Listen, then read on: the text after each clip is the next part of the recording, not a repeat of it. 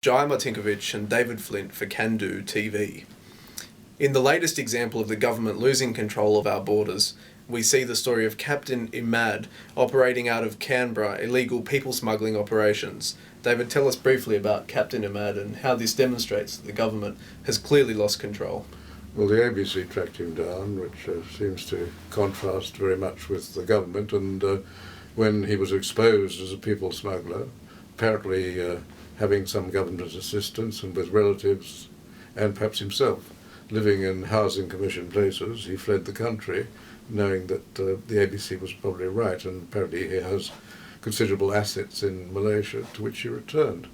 This demonstrates that the government has lost control of the borders.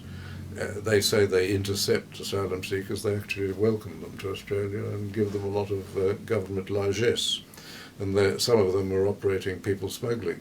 At the same time, what is interesting is that the opposition has adopted one of the two propositions that we've been advancing, and that is that not only should temporary protection visas be restored and the Howard Pacific solution also be readopted, but that two things should be done.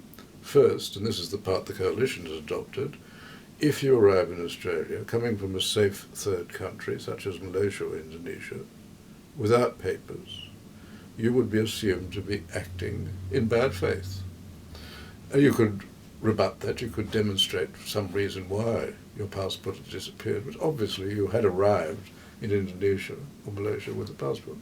The second thing which the opposition hasn't yet come to, which we have argued, is that you should only be admitted as an asylum seeker if you've come direct from the place of persecution. You shouldn't be allowed to shop around, because these questions, the determination of who should come, should be done by the government and it shouldn't be outsourced to criminals. And of course, finally, there is one other, not in relation, of course, to asylum seekers, but in regards to immigration generally. CANdo has a clear policy on what the criteria should be for selecting someone through immigration procedures. Yes, that's merit and need. And of course, in Australia we have distinct need. For example, we see that in the mining areas, and that's where the difficulty is. The immigration is not being channeled to where the need is.